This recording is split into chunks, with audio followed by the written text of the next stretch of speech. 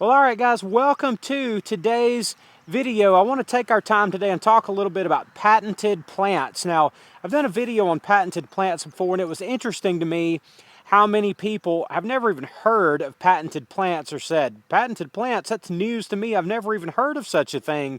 And I really shouldn't be surprised by that because before I got into growing plants and into the nursery business myself, patented plants are not something I ever thought about or even had ever heard about myself. So the fact that so many people didn't even know that there were such thing as patents on certain plants, the fact that so many people don't know that is really not all that surprising. So I want to talk about these a little bit today and what this has to do with your nursery, how to handle plant patents, maybe some things to know, maybe some things to avoid dealing with plant patents, and maybe this will be helpful for you today.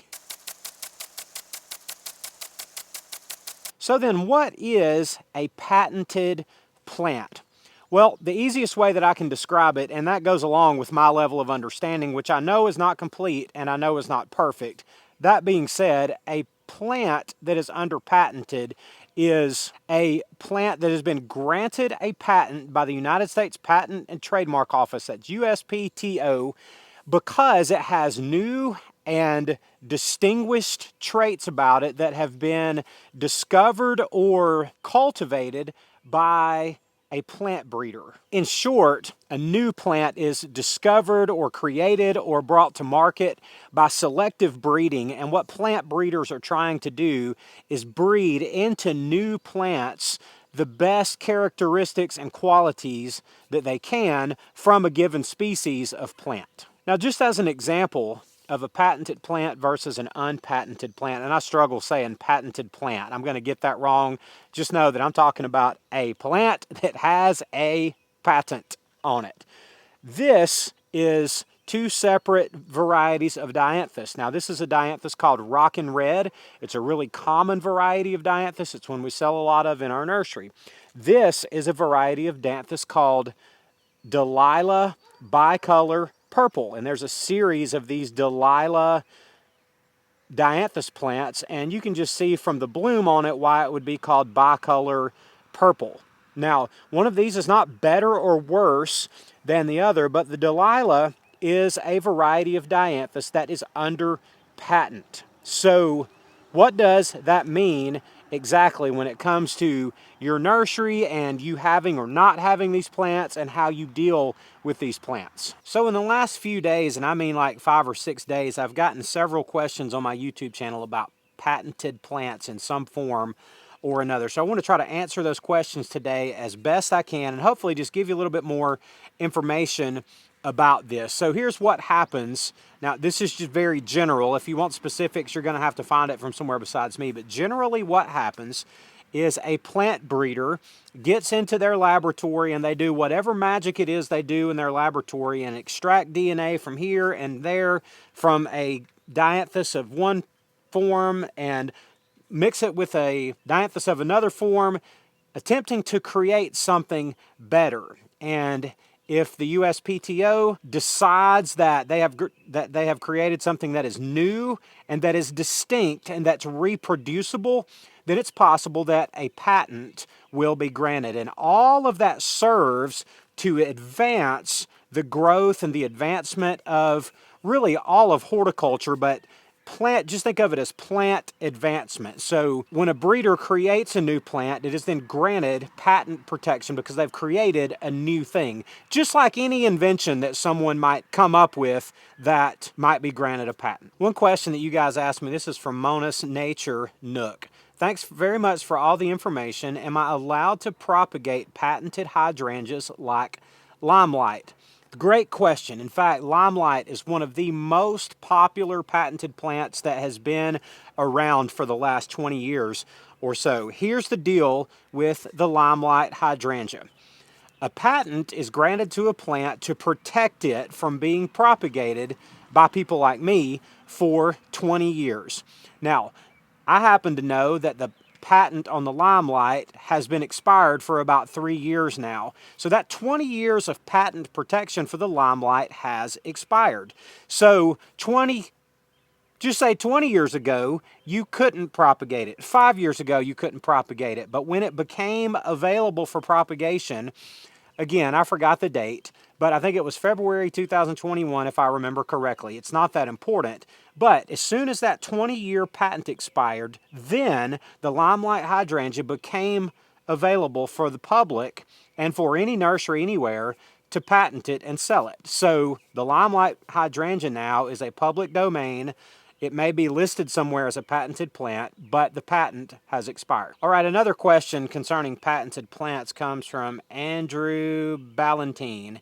Do you need to have a license and pay royalties on plants? I've heard that many plants sold at nurseries were likely registered and patented at one time, and you need to be granted permission to sell that plant. So here's how that typically works.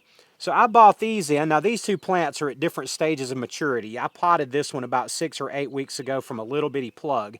And what happens when you buy in plugs is you pay for the plug. Let's just say that the plug cost $1 and that there's a 20-cent royalty attached to it. That's just an example.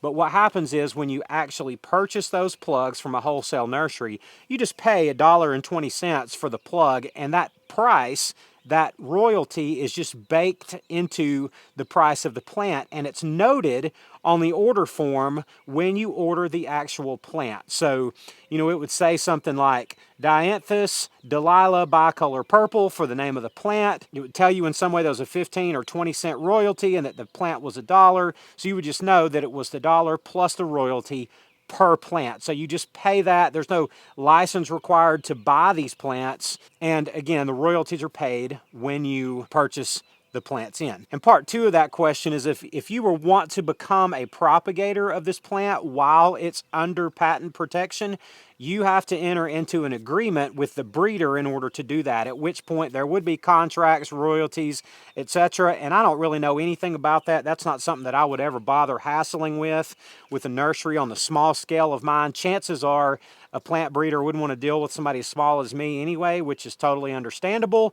So I don't know too much about that, but in order for you as a nursery to just get the plants, you just pay the royalty, as I previously mentioned. You just pay the royalty when you buy the plant. Another question that came in that had something to do with patented plants came from So My A Hedge, and it says, "Hi, learning a lot. Can you sell limelight and pinky winky hydrangeas? Can you use the same name or different name while selling?" Now, here's kind of a sticky issue with that question. We've already covered limelight, so I'll just move that one aside. But there is a patented hydrangea, and it's called Pinky Winky. It's a spectacular hydrangea. I've never had any. Would love to have some sometime. But here's kind of a sticky point on patents, and it's not so much patents as it is trademarks. Now, the trademark is just the name of the plant. I've talked about that in a video before, but for example, there's going to come a day when the Pinky Winky hydrangea's patent expires.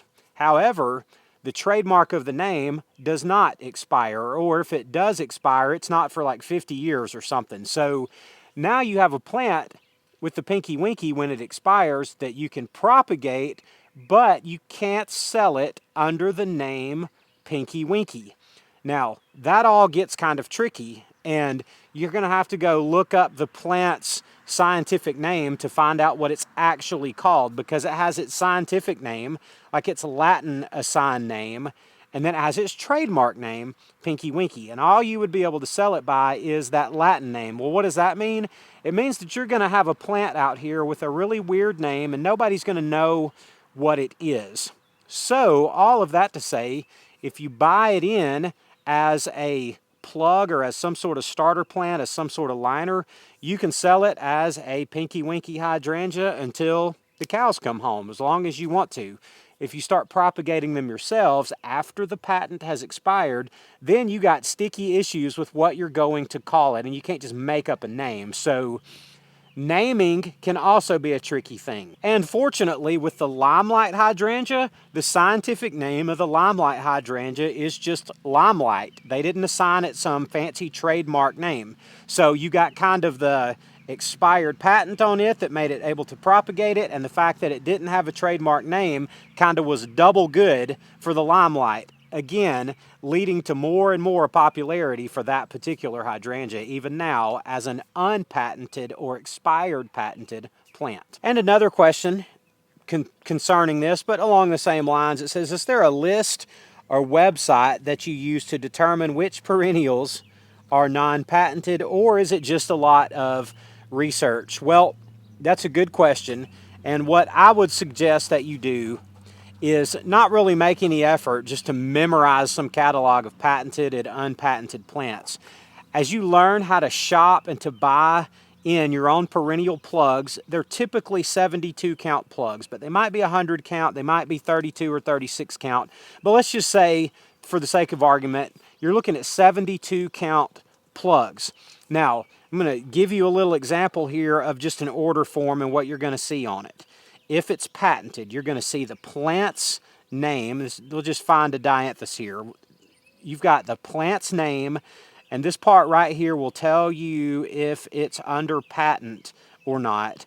And then as you move over into the columns, you see the price, you see the patent, or excuse me, you see the royalty, and that's really how you know. So you can just kind of scan through the list and see what's patented and what's not. Some nurseries deal almost exclusively with patented plants, and that's fine. I don't encourage you to stay away from patented plants.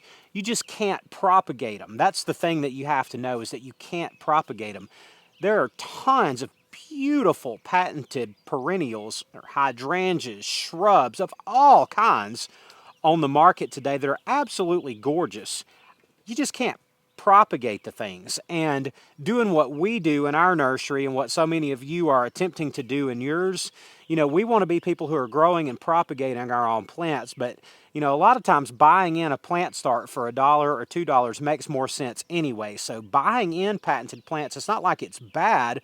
You just have to be aware of the propagation issue and to make sure that you stay away from it completely. So guys, this is just a little crash course on patented plants, and really what you really need to do is do some of your own research and your own learning on patented plants. I mean, there are legal issues that you can get into when it comes to some of these things I'm talking about, and I don't in any way pretend to know everything about it. I just know that if it's under patent protection, you can't propagate it, period. So just don't do it. I mean, it's not harder than that. Yeah, there's more to it than that, but that's really the main thing that you need to understand. And as far as your nursery goes, don't be afraid of patented plants. There are gorgeous patented hydrangeas and shrubs, perennials, arborvitaes of all kinds. I mean, much of the stuff that we buy in as plugs and grow out is patented, and that's great. We just don't propagate it, and you have to stay away from that. So I hope some of this information is helpful to you guys. Well, listen, guys, I love y'all. Thanks for watching, and we'll see you on the next one.